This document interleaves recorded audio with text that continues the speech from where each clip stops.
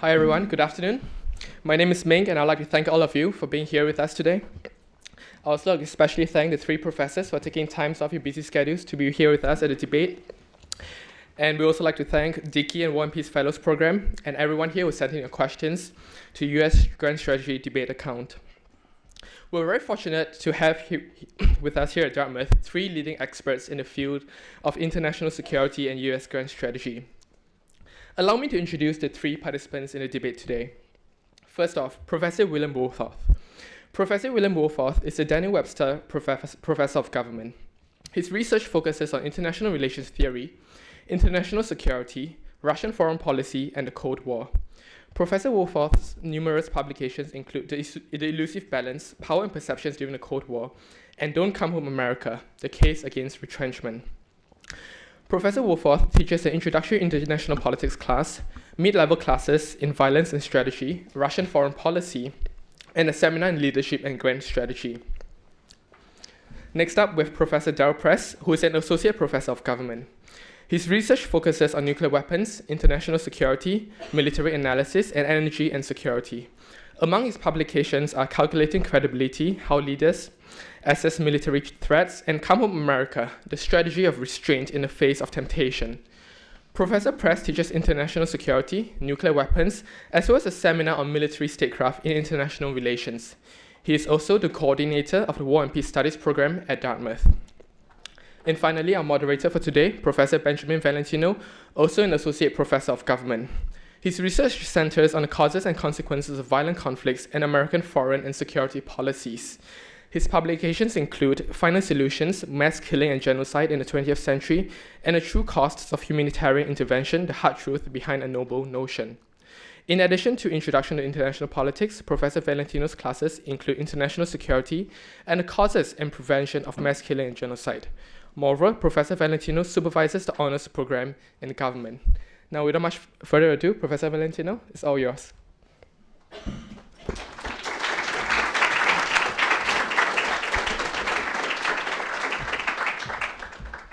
Thank you. So it's my task to moderate today's debate and also provide a brief introduction, and I will keep that introduction brief because I think we have a lot of issues to discuss, and I want to leave most of the time to my colleagues here on my right and left.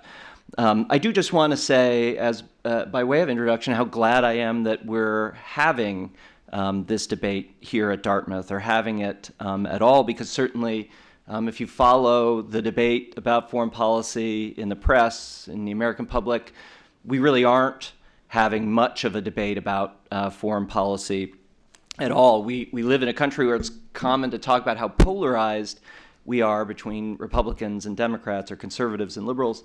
But interestingly, that polarization doesn't really spread very well over to the foreign policy debate, where in large part we agree more than we disagree. And in some ways, I think that's surprising. One way to think about this is to think back on the presidential debates between Mitt Romney and Barack Obama, and the portions of those debates that focused on foreign policy. What did they talk about in those debates, and what were the candidates' positions? Well, they talked about Israel, for example. That came up in most of the presidential debates. But the discussion wasn't whether or not the United States ought to have an extremely close relationship with Israel. The question was simply which candidate would be the better friend to Israel. Really, neither candidate nor either political party advocates any distancing from the relationship with Israel. We had some debate about what to do about Iran, but again, neither party or neither candidate advocated that in the end we could live with Iran having nuclear weapons. The entire debate focused around just exactly when Iran would do something to trigger an American military action to prevent them from getting nuclear weapons. A large portion of the debate was devoted, one of the presidential debates was devoted to the question of our intervention in Libya in 2011. But again, the question wasn't, had that been a good idea or not to intervene in Libya? Instead, almost all of the debate focused on exactly when the Obama administration knew that the attacks had been carried out by terrorists and not by friendly protesters who got out of hand. So again, although there was the appearance of disagreement It was really rather shallow, surface disagreement, and that's the way it is in American public debates about foreign policy these days. And it's really not just for public consumption that it looks like there's so much agreement. This isn't just something that policymakers do for our benefit. In fact, even in deep levels of the government, there's widespread agreement about the broad course of action on most of America's foreign policy commitments. So today, I hope we get to have the debate that I think America deserves. And we get to have that debate because we're fortunate here at Dartmouth and in the government department to have two of the country's leading experts on America's grand strategy. And it just so happens that they disagree quite strongly on what America's role in the world ought to be. And so we'll get to benefit from their disagreement, although let me emphasize, strongly they disagree, but amicably, and I think that'll probably be the case today as well. Probably, we can hope. On my right, we have Professor Press, who represents the view that's often called restraint or retrenchment in American foreign policy, sometimes less charitably called neo-isolationism. That word is a dirty word in American politics today. And on my left, Professor Woolforth, who represents the case for engagement, or again, by its critics, oftentimes called interventionism. And so I'm going to turn it over to them and let them sock it out in front of you. Let me just briefly describe the rules of the debate so we all know how things will proceed. I've asked each of my colleagues to speak for about 10 minutes, less if possible, but 10 minutes at maximum, to lay out broadly their case for their preferred grand strategy. Then after that, we will turn to a list of questions. I know many of you here submitted questions, and I reviewed those questions. They were excellent, let me tell you. I thought there were a number of really fantastic, insightful questions in that list. We got over 60 questions, and so my job this afternoon had been to try to distill down from those 60 questions about 10 that I will ask to Professor Press and Professor Woolforth. And I've tried to provide some balance in terms of how friendly the question is to each of my colleagues here. I'll let you know in advance if you're not hearing your question asked specifically. That's in part because I had to pick only 10, but also I've edited a lot of the questions quite substantially to try to combine questions from multiple students so that we can get more questions in a sort of a single session. So we'll do that for about 30 or 40 minutes. We'll go through those questions. And then I hope to leave the remaining 30 minutes for live questions from the audience. And that'll be the point where if I didn't ask the question that you were burning to have asked to Professor Press or Woolforth, you can raise your hand and hopefully ask it then. Or if you think that one of them got a little squirrely in their response to the question that you did ask, it's your time to follow up with them and press your point home. Is that all clear, guys? All right, well, with that, I'm going to start with Professor Press. Great. I'm going to try to stand up principally because I'm just going to show a couple slides. Let me see if this works. We shall see if this works. I think that means it is working. Okay, good. Thanks for coming.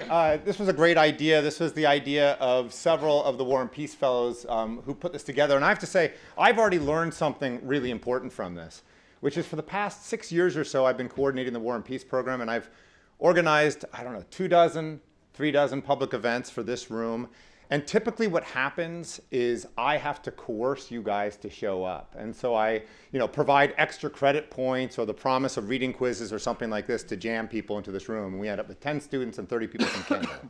One time we turn over the programming and the planning to the students, and somehow you get 400 people in the audience or whatever this is. So clearly I think the message from this is kind of more programming by the students, more work by the students, more organization by the students, more. And in fact, this will be the theme of my talk, which is finding ways of outsourcing obligations and responsibilities to others who you will find will often do a perfectly good job.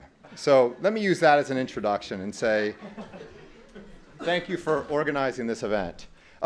Let me give the short version of this real quick. The short version of this really quick is I got a good news message. The good news message is, unfortunately, our foreign and national security policy is far off kilter.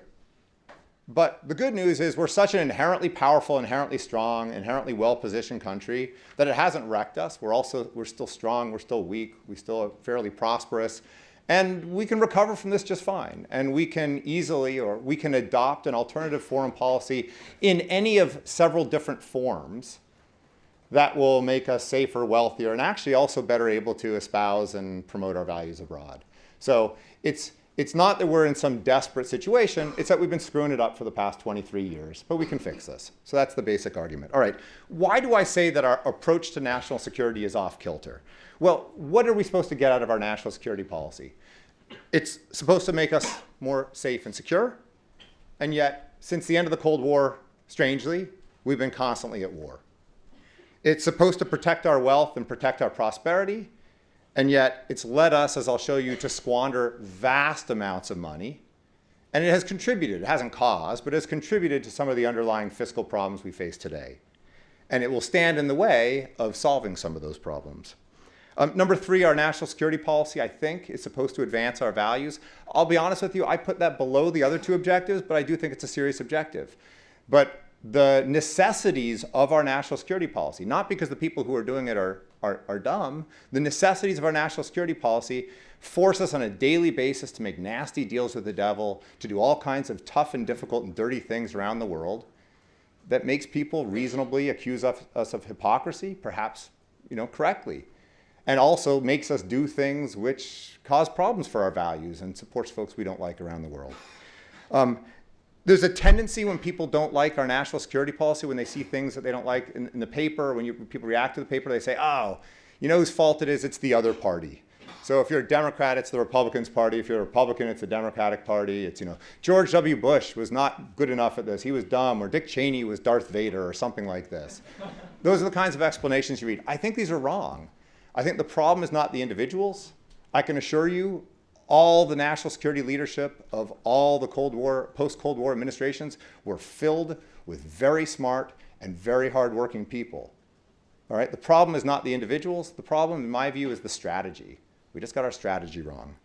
All right, let me kind of spell this out a little bit more. And I'll tell you, with 10 minutes, because we've been doing this strategy for 24 years, and it also has continuity to what we were doing in the Cold War. I think it was different than what we were doing in the Cold War.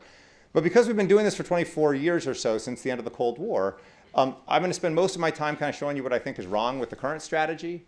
And then I'll give you a quick set of ideas of what I think we could do better, but I can't, in the remaining time, go through every region of the world. So we'll just leave that for Q&A. We can talk about approaches to specific problems like proliferation or counterterrorism or these sorts of things. But what's wrong with the current strategy? Well, first of all, it spends vast amounts of money. It's rather expensive. And so let me just give you a couple slides to give you a sense of that. So this is a slide. These are not 10 randomly chosen countries. I chose these countries because, what do you guys think? Anybody know who are these 10 countries? Yes? Exactly. Those are the 10 countries in the world who spend the most on defense. And so good news, we're number 1. So we're ahead. The United States, this is a 2012 budget, spends $682 billion per year. These numbers are so big, I don't know what it means. I can't tell if it's a big number or a small number. But we spend that much money each year. I should say that number, I think, significantly understates our national security spending, because there is a sizable intelligence budget, actually multiple intelligence budgets on top of that. And again, those budgets are classified. If you said $50 billion, you wouldn't be off too much. There's also a bunch of Department of Energy money for nuclear weapons that's not in there, and there's some other projects. So 682 is being conservative. It's probably over 700, 720 when you include other national security functions. All right, I haven't put on the other numbers 2 through 10 though, so let me do that. There they are. So I'm not a quantitative political scientist, but there's a pretty big gap. And there's also something funny there, which is what do most of those countries have in common? Basically everybody from the UK to the right, which is they're basically our friends. So if you were an alien just looking at this, I think most people would look at this and say, wow, the world's got a problem. The United States is on the offense. And I don't think that's true at all. I think we're doing something else with this. Basically, we're doing our strategy, which is benign hegemony or enlargement, or basically protecting everybody from everything at all times. And that's a costly and difficult project. To be able to make stability in Europe, in East Asia, in the Middle East, in the Persian Gulf, even now in Africa, basically everywhere but South America and Antarctica. That's a costly enterprise, and it leads us to these big differences in defense spending. And that's on a yearly basis.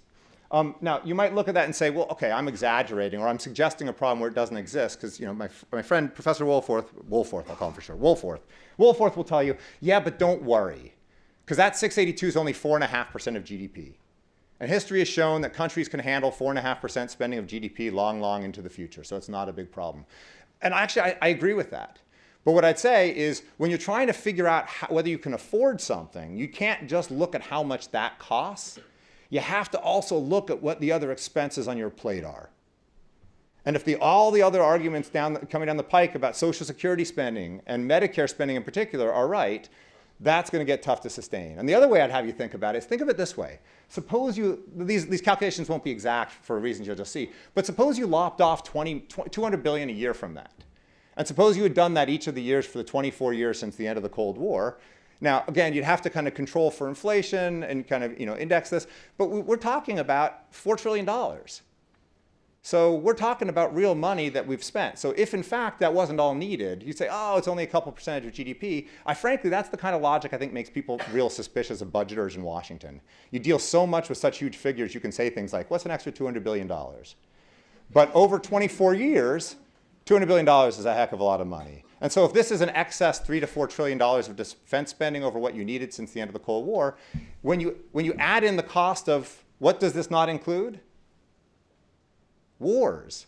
When you add in the cost of wars, you're talking about another, again, usually most estimates from Iraq and Afghanistan are about $3 trillion, with probably about $2 trillion still to come in veterans benefits and caring for all the wounded, and other associated costs. So when you take the $3 to $4 trillion of excess defense spending and the few $1 trillion of Iraq and Afghanistan spending, let's just agree the current policy is expensive.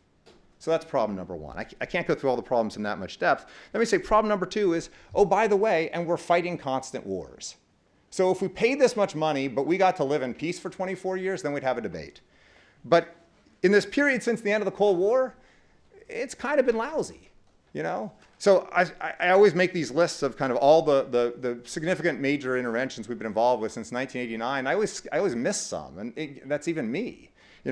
Since 1989, when the wall was coming down, Panama. Anyone remember we invaded and conquered Panama? There, one. It's Panama. Noriega, remember? She's still in jail. Panama, Iraq 1, Somalia, Kosovo, Afghanistan, Iraq 2, Libya. Who wants to bet Syria soon? But the point is it's expensive in terms of dollars. We're constantly fighting wars. And that's not the list of them, because I can tell you with certainty that even when we're not doing one of those things, we are constantly fighting things that are war-ish. That you all know about drones, but we are constantly doing quiet things involving using force, killing people, or training other folks to kill people. Now, again, I believe the world's a dangerous place, and sometimes you have to do those things. But just understand that this is a national security policy that is very much leaning forward. So it's very expensive. We're constantly at war, is number two. Professor Wohlforth often reminds me that unipolarity has the virtue of being really peaceful. And it just occurs to me to think, well, yeah, for everyone but us. And the people who don't like us, not so peaceful for them. Number three, real quickly, is to say, actually, one of the problems that I have with the foreign policy is it doesn't leave us with the alliances and the partners that we want. So I think that, again, I don't think the threats to the United States are as high today as they were during the Cold War, nor do I think they're as high today as they might be in the future. But one big problem with this strategy is it leaves us with a bad portfolio of allies. Now, even during the Cold War, we were always nagging our allies to spend more and do more. And they always spent less and did less than we did, and spent less and did less than we wanted them to do. But that has gotten way, way worse. To the point, basically, where all around the world, you guys, 20-year-olds, or your siblings, or your friends, are in the Persian Gulf, in East Asia, in everywhere there's danger, generally not supported, certainly not in equal number by our European friends, by our East Asian friends. You can see this in defense spending per capita. So these are aggregate defense amounts to show you how much we're spending, how much dollars. If you look at defense spending per capita, I'm sorry, not per capita, as a fraction of GDP, as a measure of effort, how hard are these societies trying? Here's our defense spending as a fraction of GDP. And here's a list of our friends. Now, some of them do okay. And by okay, I mean they're trying half as hard as us. Now, South Korea, I mean, for God's sake, they're living next to crazy North Korea. And they're spending 2.5% of GDP on defense. Kind of makes you scratch your head. Actually, there might be an answer to this, though. Anybody know? So I've already told you the US number. The US spends $650 billion per year on defense. South Korea spends, actually, I didn't look up that number. I think it's about $30 billion. Anyone want to know how much North Korea spends? Somebody guess. You got it. So maybe that's why South Korea only spends $30 billion a year on defense. Because some of the threats that they face from the North Korea, they can't, that doesn't help them with. That doesn't stop North Korea from using a nuclear weapon if they wish. But spending more wouldn't help. But the point is, our best friends in terms of lots of spending spend about half as much as us. And the rest, it's kind of embarrassing. But no, to be fair, if you want everyone in your society to have 6 weeks of paid vacation every single year, you don't have that much money to spend on defense. So you've got to be a little empathetic to the European friends. Daryl, you got 1 minute. 1 minute. Let me kind of skip over. I would argue basically, you'd say, well, look, what about our values? Shouldn't we be really forward and really active to support our values? I think we should do things for our values. This is a bad way to support our values. We can talk about how to support our values. Let me say one last thing. What would I suggest? What I would suggest as an approach to national security policy is we should remain active in the world. Should we trade? Absolutely. Should we favor higher trade barriers or lower trade barriers? I'm not an expert on that. I generally think lower trade barriers are good. Should we invest around the world? Absolutely. Who should we model our national security policy on? Basically everyone else.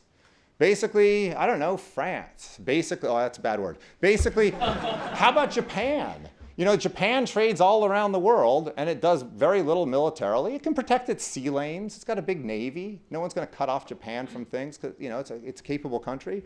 But it doesn't feel the need to invade everyone in order, or to use military force around the world to exercise its foreign policy. Japan gives really healthily to all kinds of international organizations and causes. Let me end by saying this, is that this is how I would approach allies. I'd say I would apply to allies, and I mean this quite seriously, the same criteria, if they ask us for help or they ask us to be their ally, as I apply to my friends. If Wolf, a friend of mine, if he called me up and said, hey, Daryl, would you come over Saturday and give me a hand? I'm doing some stuff in the garage, and it'd be great if you could help. I'd say, sure.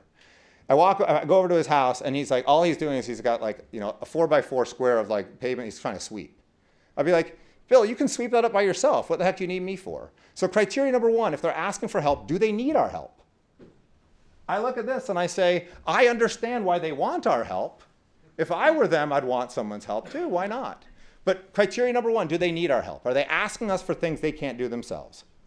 Criteria number two, are they trying themselves? You know, the European allies say it would be bad. Who knows what would happen if there weren't, you know, NATO and et cetera. Well, if they're scared, what are they doing? If there's a threat, why aren't they spending anything on defense? So criteria number one is, do they need our help? Criteria number two is, are they trying themselves? And number three is, are they being good to us? Are they our friends? Are they nice? Do they help us? And basically what I'd say is we should run our different alliances and our different allies by those criteria. Some do okay. I think South Korea helps us quite a bit. It tries. It's hard to make the case they need our help, though. Japan, I think they might need our help. And I think they are pretty good to us. They're not trying very hard, and I think that's where we should work on them. But it's about not ending alliances. It's about turning alliances into real relationships. If at the end of the day, if your kids live in your basement, okay, 10 years after they graduate from college, and if you do everything for them, and you provide everything for them, and then you say one day, dang it, they're no good to me. They don't do anything. They don't take care of themselves. You kind of have yourself to blame. And so the argument here is force our friends to become more equal partners, force them to do more on themselves. And in terms of kind of how you apply this region by region, how you deal with the national security problems that really do come up on a daily basis, I'd be happy to talk about that during Q&A. But thank you.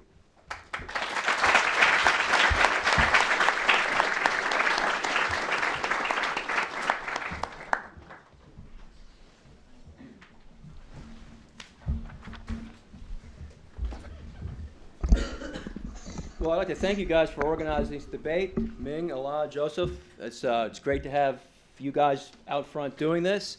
Really appreciate everybody turning out today. I want to especially thank you guys for bringing to debate me on this issue, Daryl Press. The If all the people in the, if I were thinking about just winning points and trying to like score points, he'd be the worst guy to debate.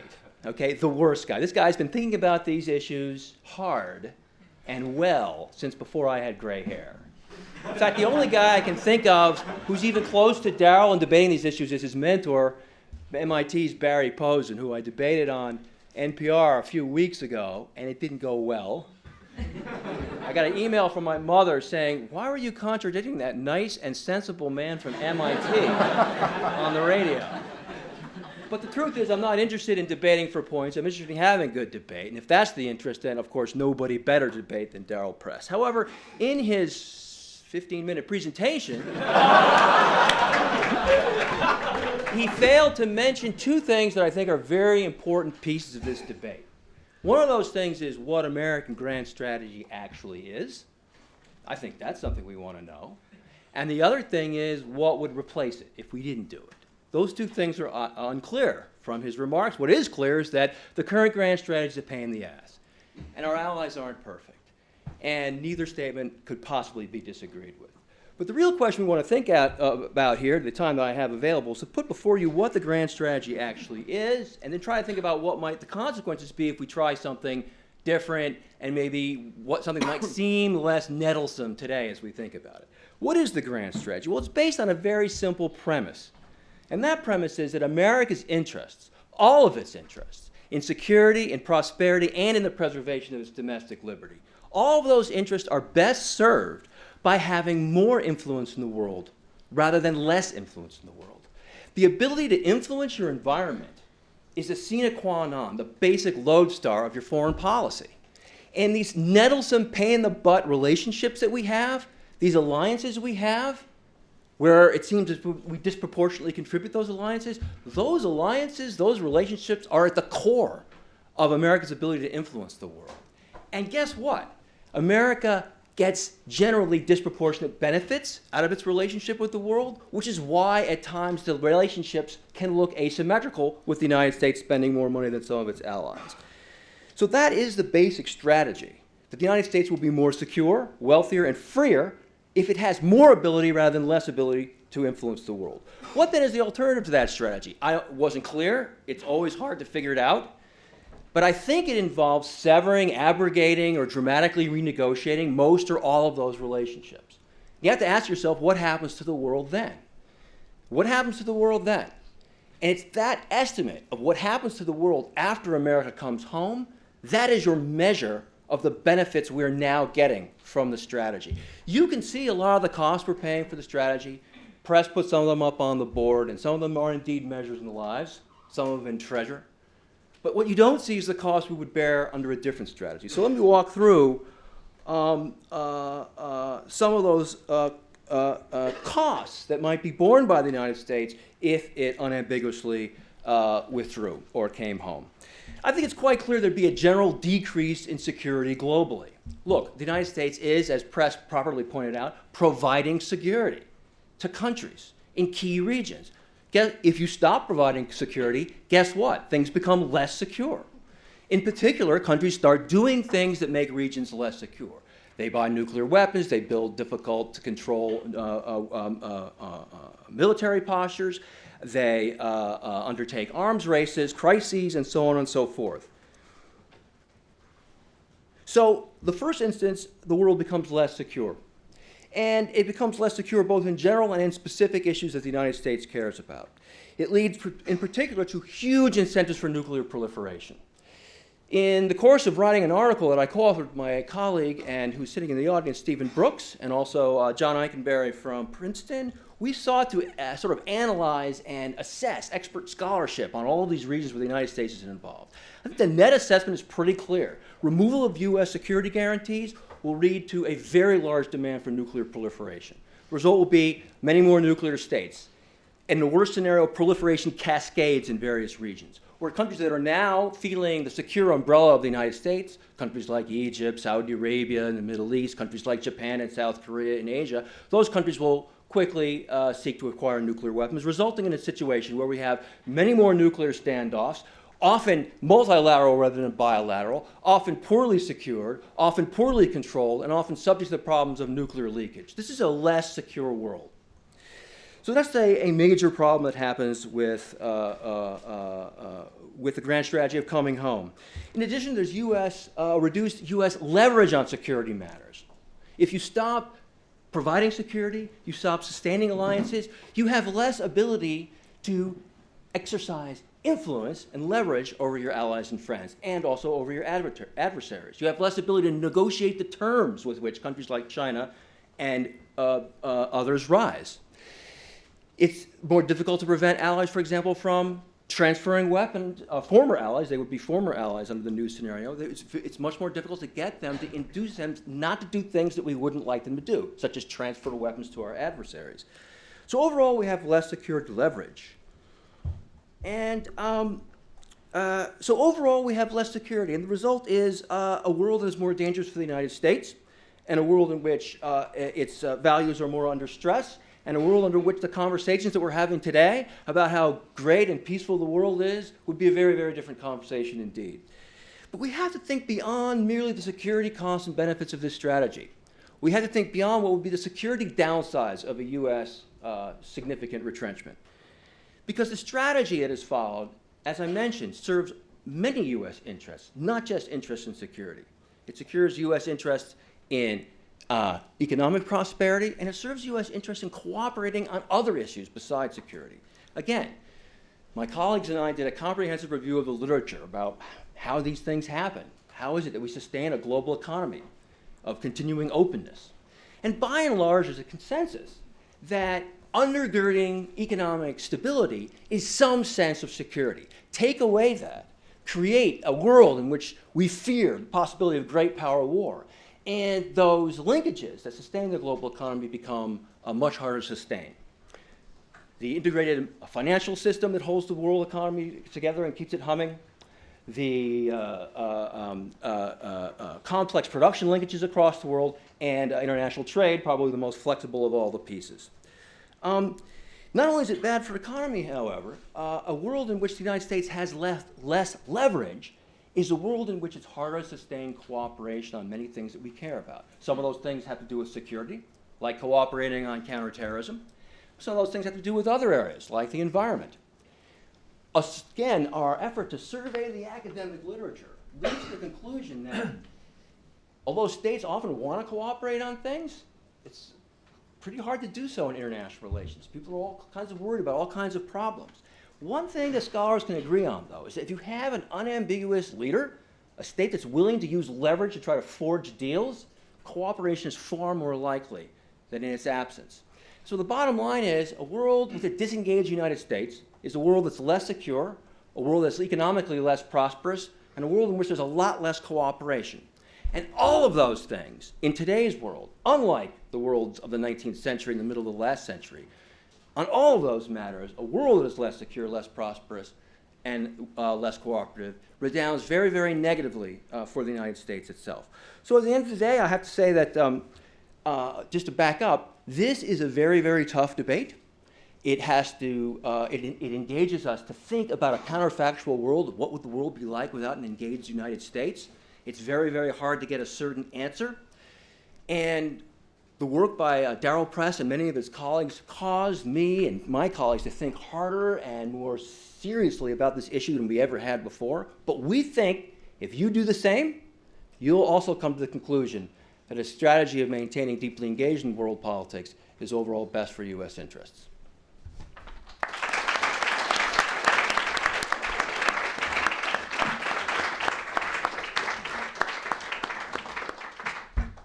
All right, thank you, gentlemen.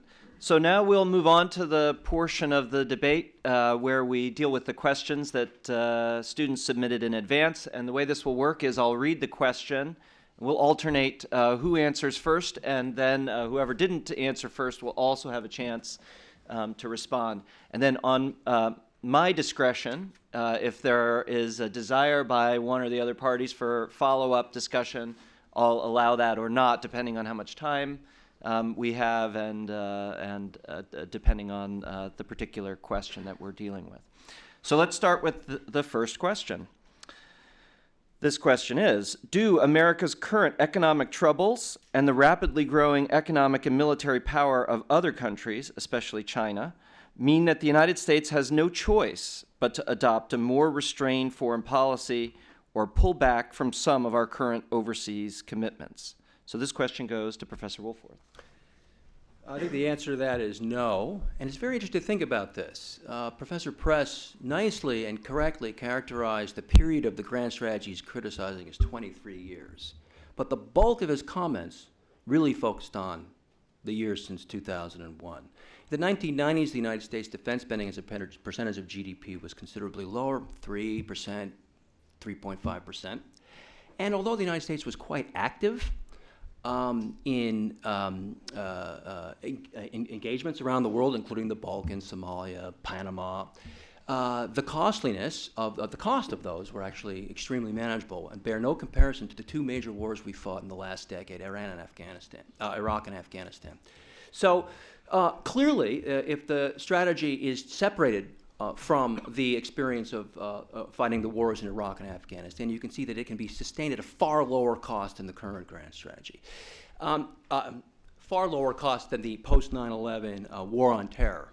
And those two things can, by the way, be separated. They are not the same. Why? We were following this grand strategy, as Press correctly admits, in the 1990s. And that grand strategy did not in any way necessitate the particular response to 9/11 that the United States followed. So the first point in response to that question is that the strategy can maintain at a lower level of expenditures than the post-9/11 norm, and that seems to be where we are in fact heading, with current projections having us back at 3% of GDP on defense by 2017.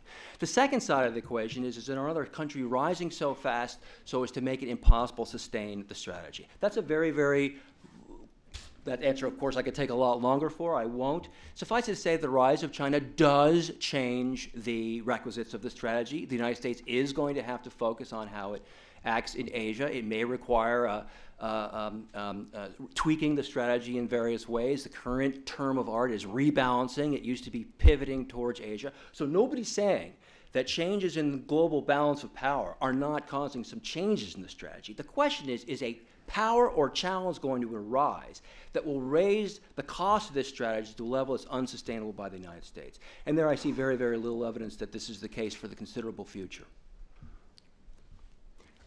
I disagree. Let me explain why. So first of all, I think the fiscal constraints that we're going to face in the coming decades are bigger than my friend Professor Woolforth suggested. It's kind of loud.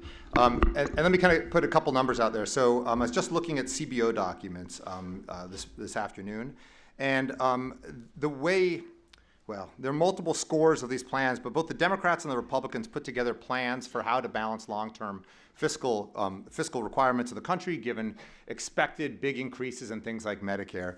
The 10-year plan, I think it was for 10 years out, had the Democrats calling for 2.4% of GDP on defense, the Republicans down to 2.8%. So the party who thought we could afford more on defense was talking about 2.8%. And if you use the underlying numbers they're relying upon, that still includes about a 15% inflation-adjusted cut in defense spending. So the Republicans, who want to preserve defense spending, basically are arguing that fiscal constraints are going to necessitate a 15% cut. CBO's estimate was those numbers couldn't be reached, that those numbers were overly optimistic, and we're going to have to raise taxes more than that or cut benefits more than that to be able to afford anything along those lines. In my opinion, I think we have two options that are reasonable. Option one is continue to have this strategy that Bill described, which is basically provide security everywhere for everybody, in which case I think we should do it in a very well-resourced fashion, because it's expensive, it's going to be difficult, it's going to be more and more difficult. Or alternatively, much better, transfer costs to others who are wealthy and secure and have been good partners for decades. The in-between strategy, which says do what we're doing today, but do it at 15 or 20 or 25% less money, I think it's dangerous. And let me take 1 second and explain why it's dangerous. Somebody could look at that first slide I put up and say, but hey, Professor Press, you showed us that, there we are. It's the system. It's the system. Somebody could say, hey, Professor Press, you showed us, ta-da. I promise. Good work, guys. Yeah.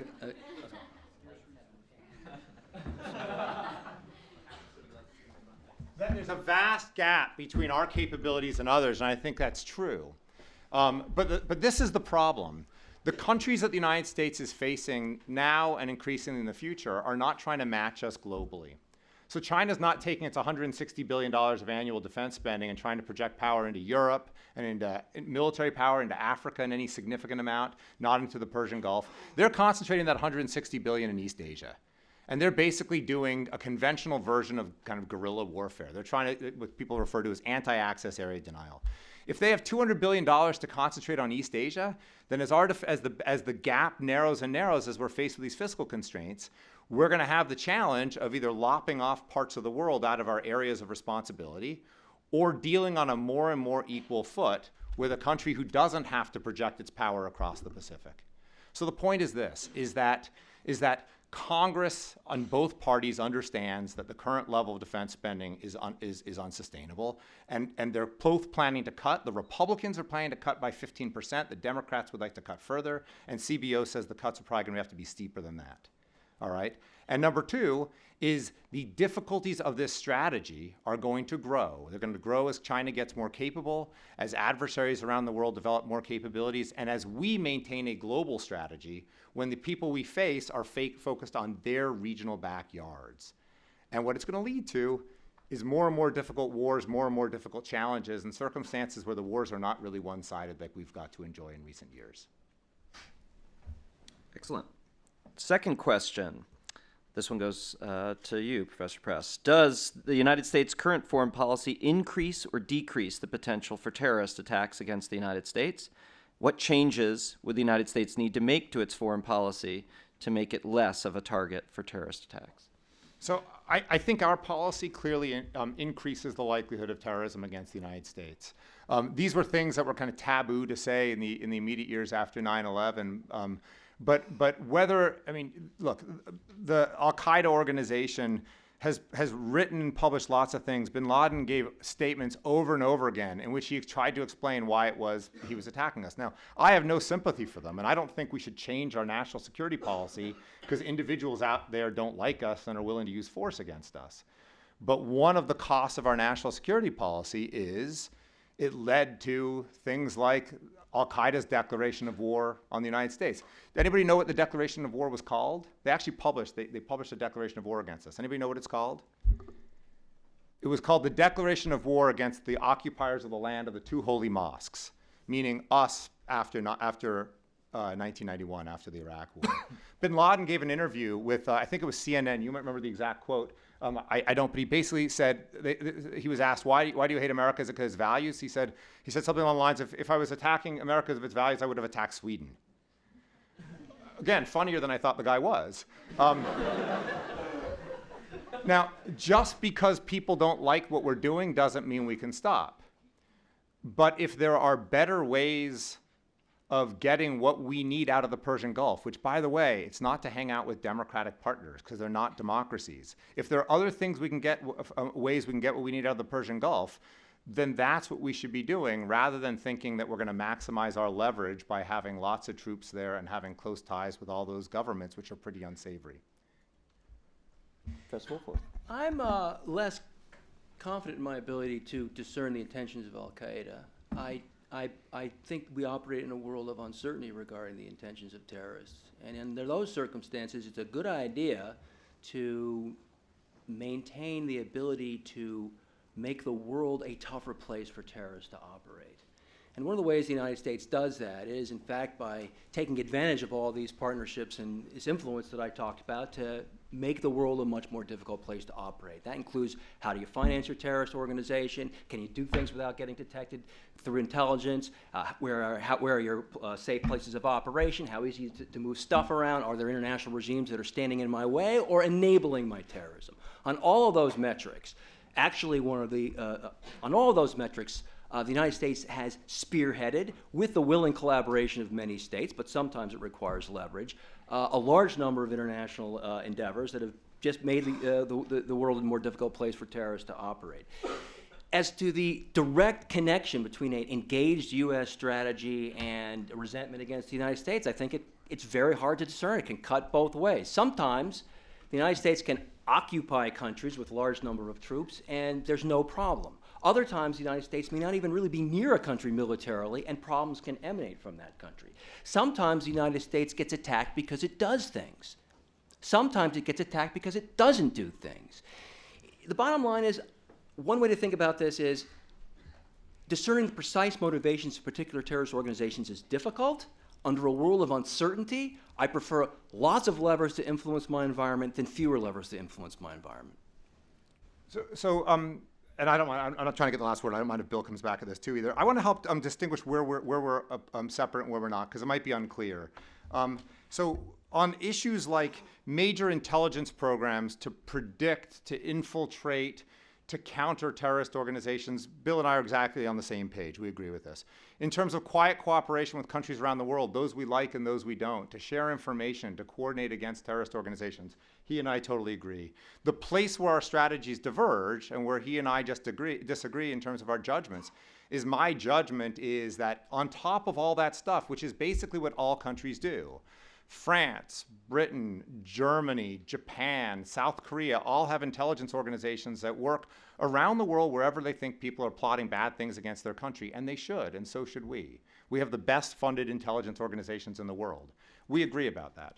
Where he and I disagree is to what are the costs of us trying to have additional influence in the Persian Gulf region? What are the costs of the post-1991 deployments where we decided for the first time in our history that we're going to maintain long, semi-permanent military forces in the region? And I think that it was not random Al-Qaeda chose us, and that lots of Islamic terrorist groups have chosen us, and not Brazil, and not Sweden, and not Belgium, and not all these other countries. In terms of their proportion of their attacks, I think it's because of the policies that we're advancing in the world, principally with the use of military force. But we do agree about much. We agree about the non-military tools that we should be using to disrupt terrorist organizations. Allowed to come back? I mean, partly that is suggesting what the alternative is. So we're getting a clear sense of the alternative. So the alternative is Sweden or Brazil foreign policy. If that's the alternative, you got to ask yourself how safe the world for the United States is when the U.S. has got a policy towards the world like Brazil's. Because my guess is it's going to be very difficult to get to Brazil, that in fact a retrenched United States is still going to be pretty damned influential, but a retrenched United States is going to still be pretty resented, but it's going to be a retrenched United States with fewer tools to operate. I think where the key point where we need to work and where we have a great debate here is, and I don't know exactly the answer, although I think I know the answer, and that is, can you have your cake and eat it too? Can you get all the cooperation? Can you forge these coalitions? Can you get over all of those barriers to cooperation in international relations on counterterrorism without actually having alliances, just because you have common interests? All states have a common interest. Governments generally have a common interest in combating terrorism. Of course, they often don't have a common interest in combating their terrorism they actually like. So overcoming these barriers to cooperation are tough. And my suggestion is, my hypothesis is that if we didn't have the actual alliances, which entail all these troublesome, nettlesome things that Darrell talks about, we would have a lot harder time achieving this needed cooperation on this issue. All right, next question. Should the United States make it a central goal of its foreign policy to remain the single most powerful state in the international system? If so, what kinds of policies should it enact to ensure its primacy, and what kinds of costs should it be willing to pay? In particular, should we seek to undermine the economic and military growth of potential competitors for primacy? So this question goes to you. I think that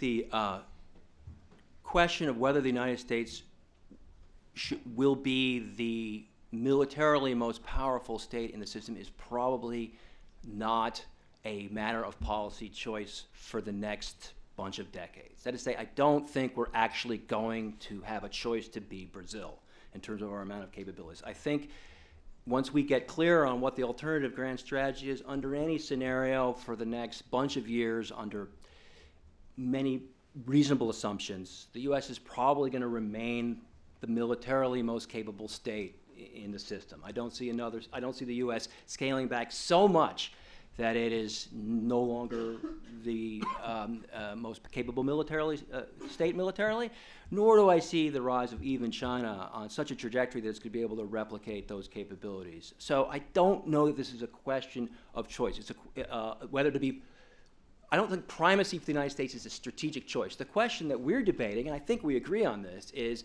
given this, given the fact that the United States is going to remain the only state in the international system for decades to come that could pursue a strategy of this nature, should it pursue a strategy of this nature, rather than the choice being should the United States be maintain primacy in some sense. Quickly, on the other part of the question was, should the United States undertake actions to undermine the economic growth of rising countries? One thing I've learned in international relations, living it and studying it for 30 years, is never underestimate uncertainty. I really don't know how China's rise is going to continue. I would put it on better than even odds that it's going to encounter some very serious problems.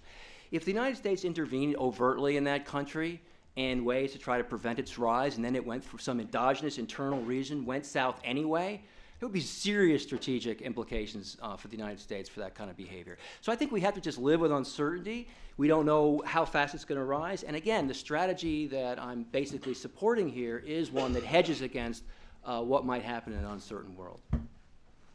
So I would put this forward in a very serious way, which is if your goal is to make sure that the United States is the most powerful country in the world for as long as possible, maybe that's not a necessary goal, but if that was your goal, you should adopt my strategy.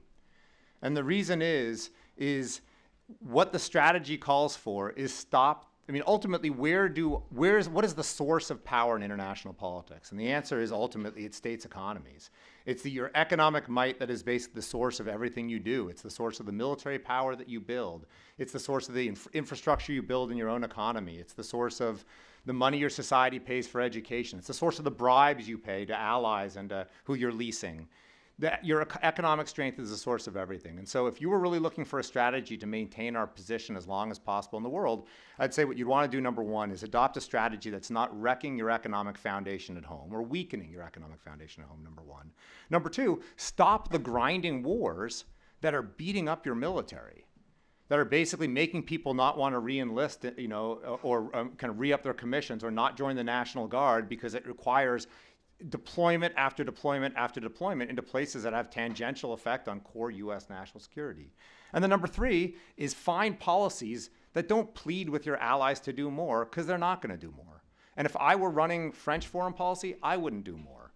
And if I were running any of the national security strategies for our allies, I wouldn't do more. That's not going to work. If we and our allies want to be as strong as possible for as long as possible, you have to encourage, incentivize others to do more by you doing less. I think a core difference between Wohlforth and me, and he said this earlier, and I think this is a core question. The question is, where does leverage come from? And Wohlforth thinks that leverage comes from leaning forward and being out there and having your hands in all the disputes. And I think that's utterly counterproductive. And the reason is if we are pleading with all of our allies to allow us in and to let us have bases in their territory so we can run the sea lanes in East Asia and we can take care of all their national security strategies, we lose all leverage with them. And in fact, you get into the weird situation that we're facing today with Japan, where we are pleading, believe it or not, this is true, we are pleading with Japan to let us use their bases to defend them. I'm serious, in Futenma and increasingly at Kadena and elsewhere. And their position is, we would strongly prefer that you protect us from far away in Guam.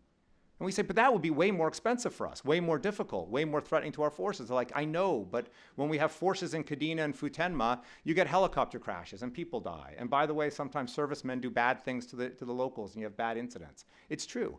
But this is the fundamental disagreement with Wohlforth and me. I think the way you have leverage is by making something scarce. If we're pleading with everyone in East Asia, please let us in. We really want to run East Asia. They say, we'll strike a tough bargain. If we say to the folks in East Asia, hey, we're willing to be a partner with those who are willing to partner with us, those who support our goals and our interests, what will you provide us to get our support? Philippines, do you want to offer to homeport 2 aircraft carriers? Maybe that'll be a good deal. Singapore, will you offer to homeport an aircraft carrier and a strike group? That gives us leverage. When Wohlforth gives it all away for free, then he kind of throws up his hands and he says, well, the allies never participate. Well, that's because you give everything away for free. So it's just a fundamental disagreement about where leverage comes from. I think it's by playing a little hard to get, because we have the cards, as he said. We're the ones with the economic power. We're the ones with the military power. We can get a much better deal than the one we're getting now. Could I just quickly? Yep. 2 quick points in response to those excellent points. This is fun. I hope this is half as much fun for you guys as it is for us, or at least for me. I'm pretty sure. Go. So I never got a chance to talk about the economic. So the economic thing is look, defense spending is a lot of dough. The question is, does that materially affect U.S. power in the sense of long-term growth prospects? Again, the team of Brooks, Eichenberry, and Wohlforth, we did a meta-analysis of economic studies of the relationship between economic growth and defense spending, and the answer is there is no relationship. So if your interest is growing the economy, that is future power being primary power for a long time, at levels below really high levels that we've never sustained since the end of the Cold War, at levels of defense spending in the kind of range we're talking about, there's no scholarly reason to think it's going to affect your growth. Now, that's not to say you wouldn't maybe rather spend the $200 million a year on something else. $200 billion on something else. But the press... $200 billion. A couple of zeros. But the press world is a world in which he knows for sure that every $200 billion freed up from defense is going to immediately go to growth-generating fabulous infrastructure investment, where in fact what happens to it is it's going to maybe go for healthcare spending, or maybe it's going to go for deficit reduction, or maybe it's going to go for more tax cuts for the rich. We don't know where it's going to go. The bottom line is we have no scholarly reason to expect it is going to affect the U.S.'s long-term growth rate and therefore its position of primacy in the international system. The second point has to go with pleading with allies. One interesting thing is that the U.S. when the allies frequently do request the U.S. to come and work with them, and the relationships that exist are, I admit, a little hard to unpack. However, there is often an asymmetrical side. Namely, the U.S. does a lot of the stuff that he talks about, and the allies do a lot of other stuff. And sometimes this is them defending their special interest. I admit it. But there's sometimes some substance to this. The EU currently, if you take all their member states together, have the second largest defense spending in the world. They have 67,000 troops deployed abroad in various hotspots around the world. And what often happens in these cases is cases like the Balkans in the 1990s. We go in from the air, we do some airstrikes. People like Daryl Press say, this is awful, we're doing all the work. And then we leave, and the post-conflict cleanup is done by Europeans. And guess what? That doesn't show up on their defense spending ledgers. It shows up on other governmental expenditures. We go negotiate a Middle East peace. Guess who pays the piper to get the West Bank going as an entity? The Europeans. So it's a much more complicated calculus. It's a complex bargain that we have with our allies. I definitely think it could be tweaked to be improved, but it is not as bald-faced a bad deal as he suggests. One second thing real quickly. And you should talk and find out who's right. I see Doug Irwin sitting right there. We ask him afterwards. But my claim is not that there's an empirical link between defense spending as a fraction of GDP and growth. It would be, though, that there's an empirical link between debt and growth. Now, as we all know, if you've been reading the blogs in the last few days, there's not some 9%, red line. But I gather there is a pretty clear link between debt ratios and growth. And so what that means is, in the coming decades, because we know a few things. We know that those who are 40 in 20 years will be 60, and those who are 60 in 20 years, if they survive, will be 80. Our Medicare spending is going to go up a lot. We don't know exactly how much. We're going to be making very tough choices because debt affects growth. And the tough choices are between how much we want to renege on the commitments we made to your parents versus how much additionally we want to raise taxes versus, I think those are really the only two trade-offs. And every other line out of the federal budget, and the other one, if it's not Medicare and Social Security, it's defense. Every other line is trading off against those two. I guess the third one is how much you want to have debt go up. And so Bill says there's not a link, but there is. It might not be through defense spending; it's through aggregate debt. And debt is being generated by its health, Social Security, increasingly interest, and defense. That's where the money is. Let me leave the other points for now. They'll come up in queue questions. So I want to leave time for you guys to contribute, but there's also a set, we've been talking about general issues about the foreign policies, but we asked you also to think about some specific areas of the world where you wanted to get into the details of what these different foreign policies might look like. And so I want to just take two of those questions, even though I have a longer list than that, before I turn it back over to you all. So the first question goes to Professor Press, and that is, What should U.S. foreign policy be with respect to China? Does the United States need to be prepared for a potential war with China? And if the United States withdraws most or all of its military forces from Asia, will China be more likely to take actions that threaten the United States? So I think China is a danger. Actually, I share Woolforth's statement that their growth, their future growth and kind of health as a political unit is highly uncertain. I think China is a danger, but it's a long-term danger. And we kind of have strategy backwards if we think that the spending today, and for God's sake, the wars that we're fighting today, will help us with a danger that if it arises in 20 years, 25 years. So in my view, the way that we prepare ourselves for the possibility of a dangerous China in 20 years is, number one, get our economic house in order. Don't rack up trillions of dollars of unnecessary additional debt on top of what we currently have. Number two, get our alliances in order. And what that means is I think the U.S.-Japan alliance is worth having. I think it is, if Japan is really willing to be a partner and not a dependent. And so what I would say to our Japanese friends is I'd say we had a relationship that worked really well for the two of us for many, many decades. The relationship needs to change. And the type of relationship we'd like is we'd like to have a defense partnership with you, but it's going to require you playing a more equal role. And if you're willing to play a more equal role and you're willing to shoulder more of the burdens for defense in your backyard, move up from 1% slowly to 2 to 3% of GDP, normal GDP levels for defense, then we're willing to partner with you because then you fit our three criteria. You're a country who really is a friend to us. You're a country who does have probably does have need in the future, and you're a country who's trying. So I think that's an alliance worth rescuing. I think the South Korea one is a little bit of an embarrassment. I mean, for South Korea to look at us with a straight face and say they need us to help defend them versus North Korea, it's kind of like us saying we need someone to help us versus Guatemala. That's the next question, so you can... Defense policy toward Guatemala? No, oh, thankfully. Gotcha. But if you care to expound on that. Yeah, it is. Now, South Korea, and Bill's right. I mean, there are dangers in everything. And I am not saying to you that this strategy is danger-free. We know from empirical history that his strategy is not danger-free. It is not, and it's costly. Going my way and reducing some of these commitments and reshaping them will cause some unexpected bad effects. We'll have some dangers. I want to admit to you, I think he might be right. I think there's a reasonable chance that South Korea gets nuclear weapons if we end that alliance. I'll tell you the truth. I think there's I can tell you for a fact the South Koreans are basically threatening this now quietly. So there's a public South Korean government policy right now in which they say they have no interest in nuclear weapons. They are firm adherents to the NPT. There is a private conversation going on right now between the South Korean and the US government where the South Koreans are asking all kinds of questions today about different kinds of nuclear sharing arrangements that would be consistent with the NPT. They're asking all kinds of questions today about how we do nuclear sharing with our non-nuclear NATO allies that doesn't involve violations of the NPT. So I think Woolforth is right that if the U.S. left this crazy relationship where we're defending the incredibly strong against the incredibly weak, which doesn't make a lot of sense, and said, South Korea, you need to take care of yourself, they would not be crazy to acquire nuclear weapons. They live next door to a scary country that has nuclear weapons, but I'll just put out to you, they might be getting nuclear weapons anyway.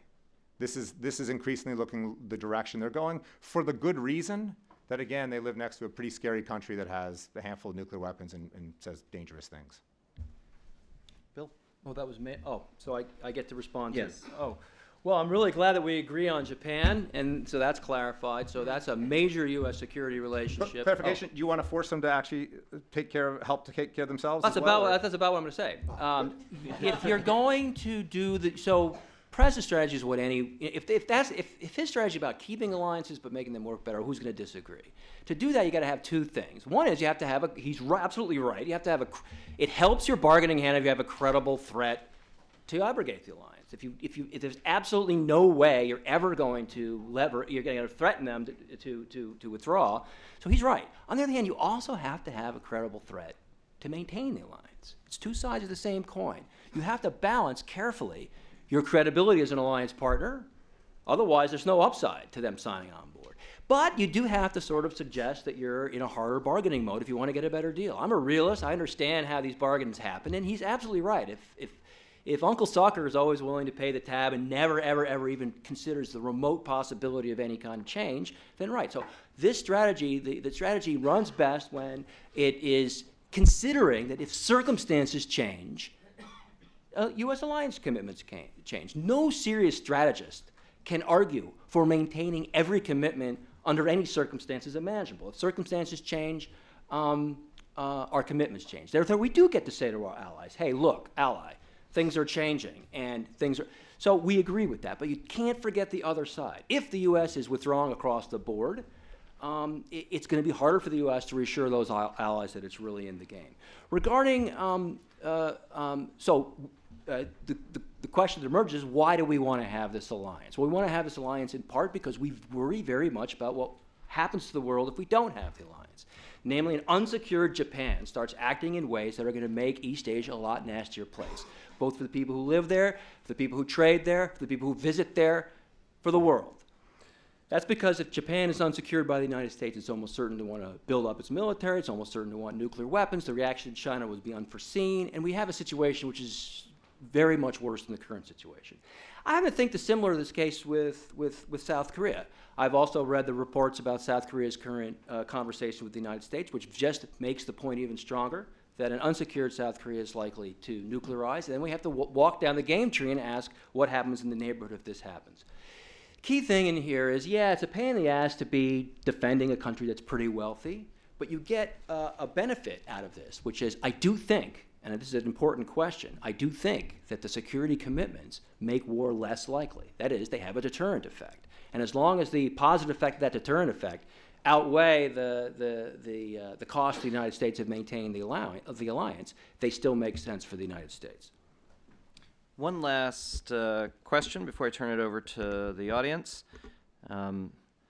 This is apt. It's directed at Professor Woolforth. You just said that alliances do change. So this question begins, NATO was formed over 60 years ago to defend against a country that no longer exists. Today, our treaty with NATO obliges us to defend countries like Latvia and Albania that most Americans probably cannot locate on a map. Meanwhile, our NATO allies devote significantly less of their economies to defense than we do. What is the purpose of NATO today for the United States, and why are we still paying for it? Well, as mentioned, the United States isn't paying for all of it. You know, many of the costs the United States pays are borne by host countries of various troops, but it's true, host countries of the deployments that we still have in NATO. But it's a great question. I mean, NATO's in flux. We have to think about a way of optimizing that alliance. I don't want to give it up. I like having that alliance. I like having an alliance with the largest economy in the world, with the second largest defense expenditure country in the world, with two, if not three, very capable states militarily, with states that are going around the world in many ways, in ways that are very complementary with our interests. I find the relationship, the strategic partnership with that region to be something I'd rather have than not have. In my judgment at the moment, maintaining that Article 5 commitment to the NATO allies is probably a necessary condition of sustaining the alliance full court. That is to say that many of the countries within that alliance value that Article 5 commitment, even though the threats to their territorial sovereign existence are extremely marginal at best today. Maintaining that commitment is a hedge against things getting worse in the future, and it allows the alliance to continue to exist. Why does it matter? Well, it's an institutional framework for all kinds of highly useful security cooperation and outside of security cooperation between the United States and Europe. And so as long as that is the case, and I mentioned some of this division of labor argument for how the United States actually gets more out of the alliance than is told by defense numbers, I'm in favor of holding on to the alliance. There are some great ideas out there for refashioning this thing. NATO 2.0 is one argument, one catchphrase used for ways of getting the NATO allies less to spend more as a percentage of their GDP on defense, and more to coordinate better how they spend their defense spending among themselves. And I think these are really useful ideas, but they do not necessarily require abrogating the alliance as a whole, which is what would happen if you got rid of the Article 5 security guarantees. By the way, we also have something called the Rio Treaty. You know, we have an alliance with all the American states. So Guatemala is on the table. We've got alliances with all of them too. And basically the fact that people are not expecting external invasions of Latin America is why nobody's talking about that particular treaty. So you can have a treaty that kind of lies dormant in terms of external security function that you ramp up as and when becomes necessary, as long as it's not imposing upon you unacceptable costs in the interim. So a couple things. One of them kind of connecting back, they're all under the alliance theme, connecting back to something Wolfhorst said a few minutes ago, is I think his last comment, the one right before this one, kind of underscores, in my opinion, the fundamental contradiction in his strategy, which is he started by saying, sure, everybody wants our allies to actually help us. Everybody wants a set of wealthy, capable countries on our side. But let's do that within this framework, et cetera. There's a fundamental contradiction. Again, it's this argument about leverage. Where does leverage come from? Which is, if the nature of the national security strategy, and this is our strategy, which is we will stabilize all the world's regions. We will, the number one pillar of our strategy in East Asia is assurance. We will assure our allies, that's the core pillar, that we have them covered regardless of what happens. Read the national security strategy of the Obama administration. The word assurance appears like 50 times. If that's your national security strategy, saying, but within that framework, we're going to encourage them to do lots and spend lots of money, the answer is you can't do it. And it's not because our diplomats are inept. Our diplomats are terrific. It's that once we've convinced them, by the way, the pillar of our national security strategy is we've got it covered, then they say, excellent, vacations, small defense spending, virtually no power projection capability of our own. And so squaring the circle is there's just the fundamental contradiction there. With respect to Europe, I mean, I think, I guess I'm making this mistake, as is Wolforth. We're referring to these as alliances, but alliances kind of give this suggestion of kind of we're going to defend each other. But at best, what these alliances are agreements like between us and the Europeans that, well, this isn't quite fair. I want to be fair, but there's not this mutuality to it really. Now many European countries did help us out in Afghanistan, and I want to grant them that. But in general, our nature of our partnership with Europe is really about we're going to work together for European security. It's not they're helping us in the Persian Gulf, not they're helping us in East Asia. The nature of our defense relationship with our East Asian allies is basically that we will work together in their backyard. And this is the way, it's a highly unequal relationship. And the way, the analogy kind of comes to my mind is these aren't alliances, these are off-balance sheet liabilities.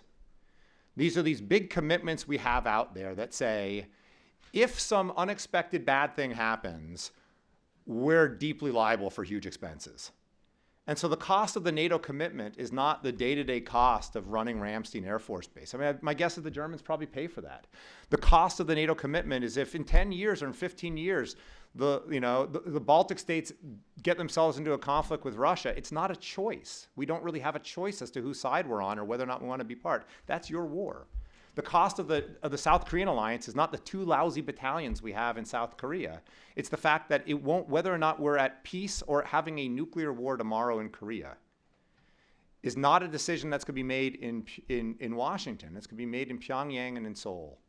These are off-balance sheet liabilities, not alliances. They're things that we can't control, and they can go from cheap, you owe $1 trillion.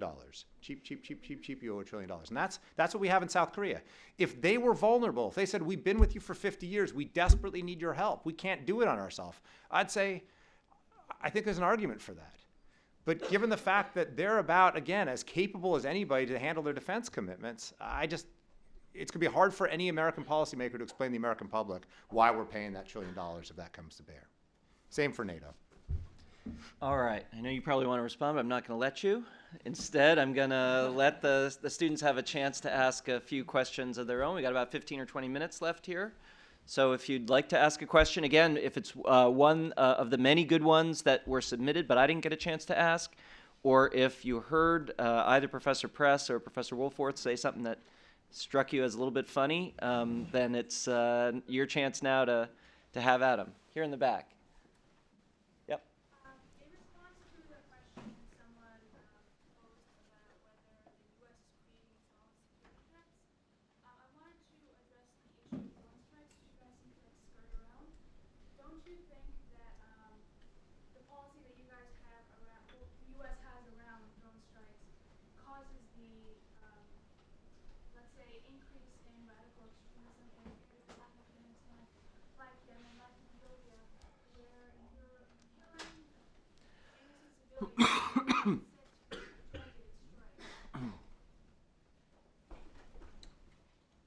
You want to start?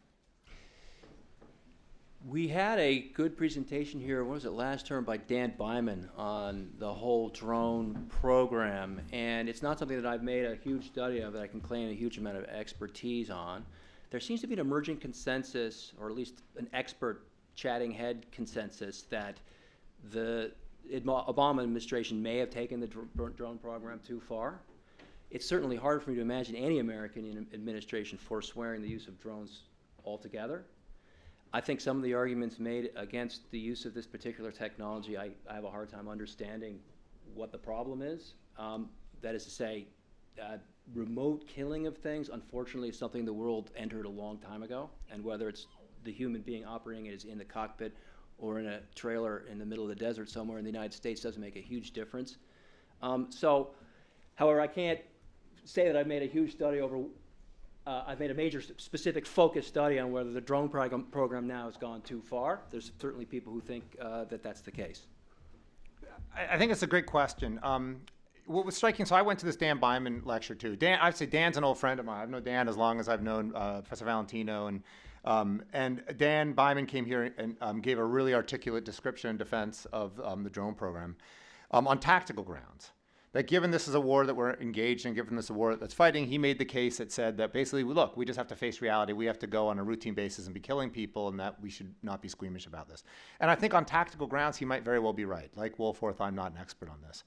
But two things were striking to me. So I often say, I tell people this, and I think students look at me kind of disbelieving, that there is virtually no difference today between the Democratic Party version of Woolforth strategy and the Republican version of Woolforth strategy. The strategy that we're doing now, and we've been doing since the end of the Cold War, is both the strategy of the Bush 43 and Bush 41 and Clinton with tiny little tweaks. Case in point is my good friend Dan. Dan is, I can say this, Dan's a Democrat. Dan is kind of a mainstream Democrat of the Brookings sort of mold. And the words that Dan was saying here, which I think were tactically correct, standing up here and saying, were the words that 10 years ago, it would have been like only Paul Wolfowitz would have been saying. I'm serious. Like you're saying, look, we have to be willing to kind of kill people and do assassinations on a routine basis around the world as a way of doing these things. And it was just like, there wasn't a big objection to this because Dan is right. But the strategy requires this.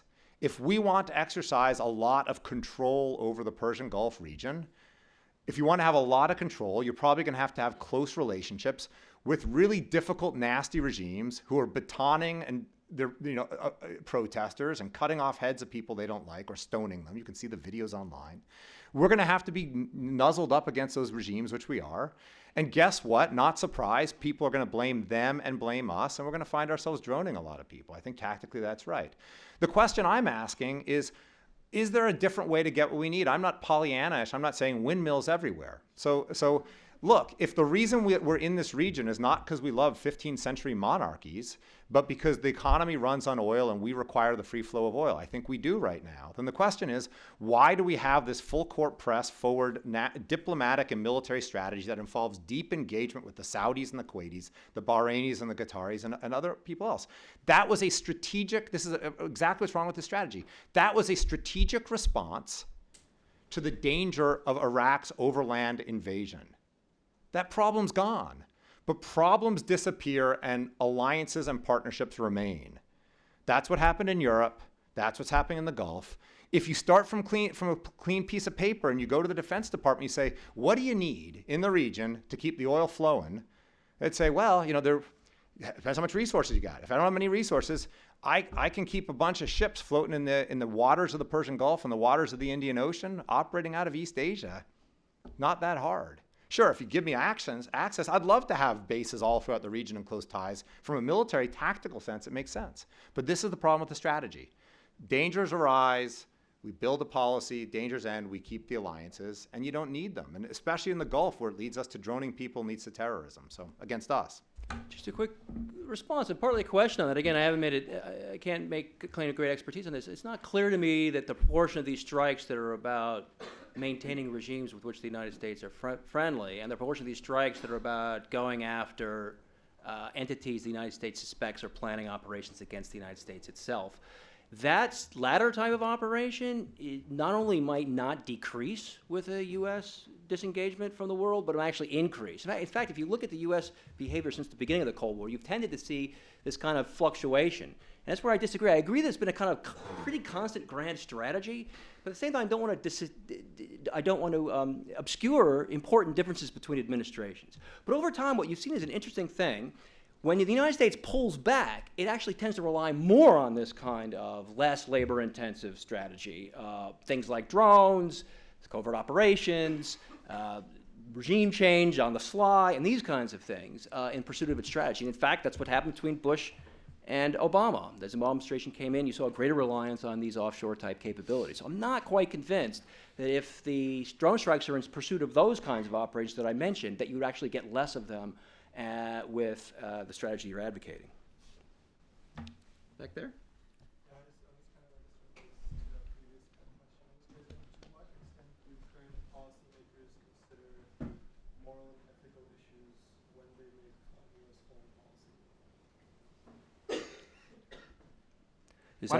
That was one of the questions I had on my list. And so what is the role for human rights promotion or humanitarian intervention in either of your visions of American foreign policy? I think that's an important one to discuss. Who's starting?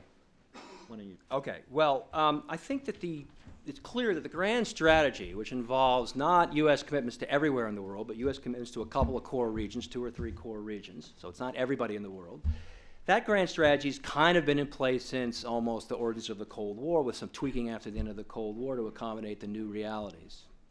That grand strategy has been relatively constant. Commitment to humanitarian intervention has been quite flexible, quite variable. Even within a single administration, you'll sometimes see a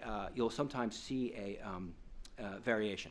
So I don't think that a commitment to humanitarian intervention, and particularly, I don't believe that a commitment to armed humanitarian intervention is definitive of the grand strategy. You can pursue the grand strategy and not do it because presidents will do it in the future, and you can see space between those two things. That said, the country. So for the purpose of this debate, I like to get on this territory that Darrell was properly on, which is let's think narrowly about United States national security. We are debating about what is best for the citizens of the United States of America who are footing the bill for this strategy. And I think that's a proper way to do this debate, and it's a way of disciplining the debate. That said, I think it's highly unlikely, if not impossible, that American citizens can fully disentangle themselves from the world. There are times, in fact, when various kinds of interventions, and by the way, they're not all military, but there are times when various kinds of interventions do seem to be consistent with how Americans think of themselves and how they think of their values. And under those circumstances, an American administration may decide to use those capabilities, even if it's not directly in the national security interest of the United States. So I don't see those things as definitive, but I see them as enabled by the capabilities for undertaking some of those operations may be enabled by the strategy. That, I think, was the case in the 1990s. The final thing to think in mind is that some of the commitments the United States makes, may be just because the United States wants to do it. It may be something that is reflective of the preferences of the American people. The American people may actually want to have a solider-than-thou relationship with Israel. And if that's what the American people actually want, then it's fine for us strategists to debate things. But if that's what the American people want, that's what American presidents need to do. It's a great question. Let me come at this a couple different ways. So I believe that the United States should remain deeply engaged in the world on every dimension, including military power. What I'm saying is, number one, so we should trade, we should encourage investment. Even in terms of military power, again, look at the slides. Like, if we were to lop off $150 billion or $200 billion off the defense budget and cut the force structure accordingly, we'd have the most powerful conventional force on the planet. So I'm not talking about disarming. I'm talking about remaining 2-to-1 rather than 4-to-1 in terms of capability, something along those lines.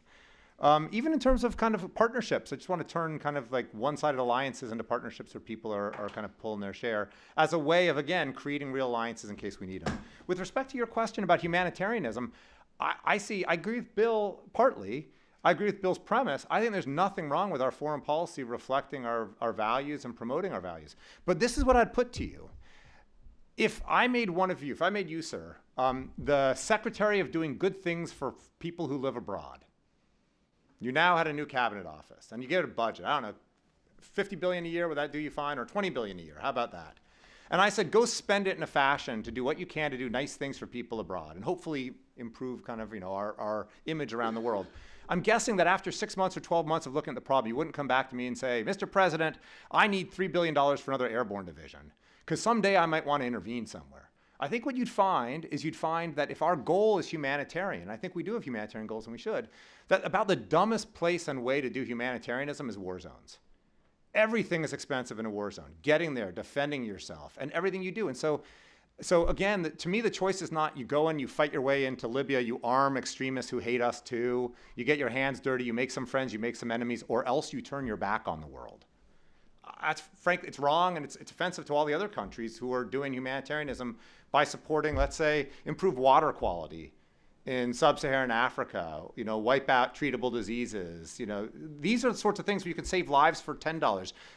Professor Valentino to my left wrote an article in Foreign Affairs a couple years ago comparing how many lives you can save with a given amount of dollars if you're doing it by military intervention versus non-military programs. And the answer is, if you're interested in humanitarianism, terrific. Tell me how much money you want to spend. Spend every dollar of humanitarianism money on actual humanitarian things, because you don't have to kill people usually to do those programs, and because you can save 100 times as many lives per dollar. So I'm all for it. I just don't think defending folks who won't help defend themselves is part of that program. Let's take one last question over here. I have a very specific question for Professor Press. I'm from South Korea, and I take that issue very seriously. And I agree that Korea has the ability to defend itself, and that should be the case eventually. But I'm also very afraid of the possibility of nuclearization in Korea, which is possibly going to happen, probably going to happen. And I was wondering if U.S., even without the army bases physically in Korea, and maybe some kind of minor changes in alliance, the alliance system, can the U.S. still provide effective defense within a very short period of time? And the nuclear umbrella, which has been promised, is that something possible? Yeah, that's a terrific question. I can see you. I mean, you interpreted my comments exactly in the spirit which I wanted, because the question is not binary. Have this existing combined forces command-based relationship, or else we've kind of separated. This is exactly the type of conversation that we really need with allies. But we can't have if our starting premise is, by the way, we will assure everybody of everything. What I would basically say is very much along these lines is we should have conversations with these allies, like South Korea, and basically say, we, for a variety of reasons, because of the changed strategic balance, because of the success that South Korea has had building up its economy to the point that it can defend itself, because of our shared successes, we should restructure the relationship. And we should, over a period of time, figure out what capabilities you, the South Koreans, feel like you need to be able to defend yourselves adequately without us being there in the front with you. And we should sell those capabilities to our trusted friends who've been with us for 50 years. And if they say we need these advanced aircraft, we'd sell it to them. I don't know, maybe give them a discount. So this is not about turning our backs on allies who we've been working with for 60 years. It's about going from a circumstance which frankly is not good for either of us, because it builds resentment on both sides. I mean, tell me if I'm wrong. Where South Koreans are like, why is it that we have to have these American bases in places in Seoul where they're constantly getting in the way and they're bad incidents? So they feel resentment toward us. And we're like, what the heck are we doing defending South Korea 60 years later?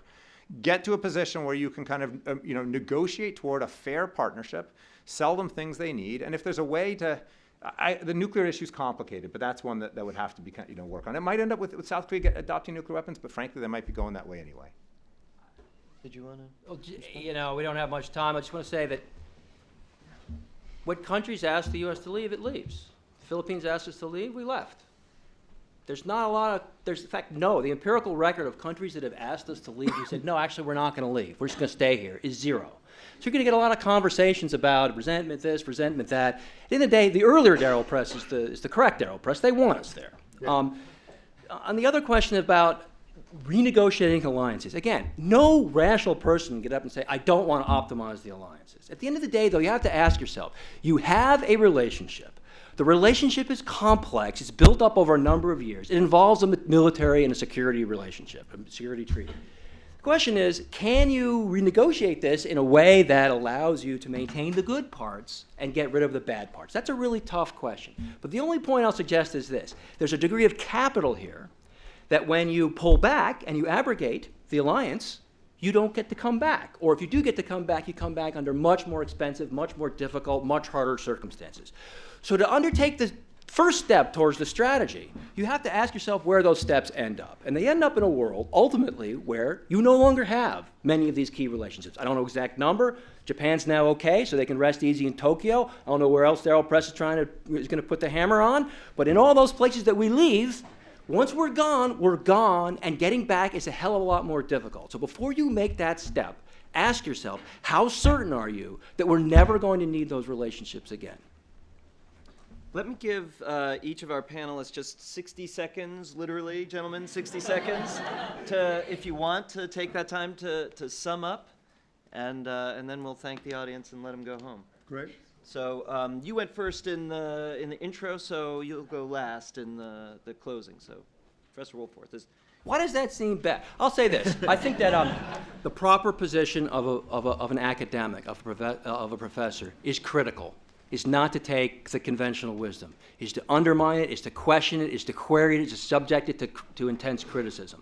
And it is in some ways much more comfortable, frankly, to be in the position that my dear friend and colleague Darryl Press is in. It's much more fun to criticize the establishment, the system, the stupid, crazy policy that we've been doing. It's just, I would love to be able to do it. And in fact, for years after he first wrote an incredibly powerful article on this back in the 1990s, I hesitated, I hemmed, and I hawed, and I thought, I just don't know where I stand, and I'm just an academic. I don't actually have to take a position on this. I'll just teach my classes and debate one side and debate the other side. And then ultimately, people kept saying, well, what do you think?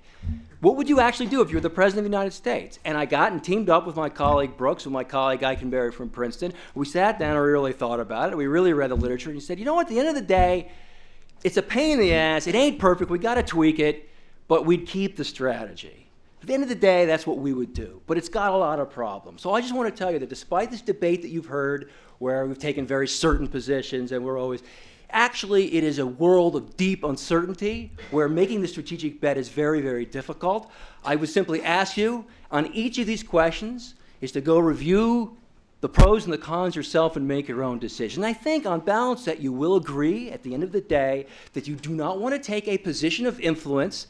You do not want to take a whole lot of assets and toss them away unless you have overpowering reasons to do so. And as powerful and convincing as the arguments Professor Press has put forward, they do not pass that threshold. So my 60 seconds. My 90 seconds like Bill's? No, you're still in the debit column. I'm still in the debit part. That's great. Thank you again for the sponsors.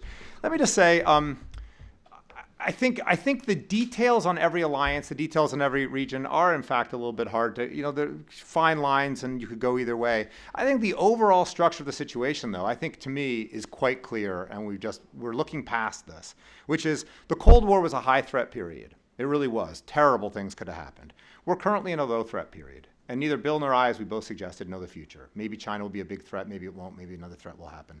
You use low threat periods to strengthen your fundamental strength. What we have done is we've used the low threat period to inadvertently grind down our capabilities. Our economy is in worse shape, our debt has skyrocketed. Our allies are themselves less capable of helping us if they want, because they don't build military capability anymore. Our military's ground down, soldiers have been deployed forever. We've used the low threat period to our disadvantage. And the question is, do we have more low threat time before we might actually have to make use of military power and make use of national power? So to me, the details of every case is actually a little bit tough and where you draw the lines. But the overall structure of the situation is that this is time to kind of strengthen kind of our core power, not to expend it. The core disagreement between Woolforth and me, because we have lots of the same goals, the core disagreement is what gives us leverage in the world. I think we agree that you want to be strong. I'm not sure why he thinks that. Well, the core disagreement is this. He thinks we have leverage by being really forward and assuring everybody of everything. And I say to him, if we have so much leverage, why can't we train in Europe anymore? Why did they tell us that we can't fly aircraft at low altitudes? Why won't the Japanese let us defend them from their own bases? I think that leverage comes. Price of things goes up when supply goes down. I think if we reduce the supply of our free security, of our free commitments, and we make our allies earn it through good behavior and through efforts on their own part, that gives us more leverage, and it'll be better and safer for them in the long run. It'll leave us stronger if real threats emerge in the future. Let me just say in closing, my colleagues here obviously disagree on many things, but there's one thing I'm sure that they do agree on, and that is whichever side of this debate that you choose, that you do so for thoughtful reasons. The United States just, as you know, sent bombers and other military forces to Korea, and there was no national debate about this of the type that we had. No, the president didn't need to justify the sending of those forces there, the possibility that we might become involved in a war, possibly a nuclear war.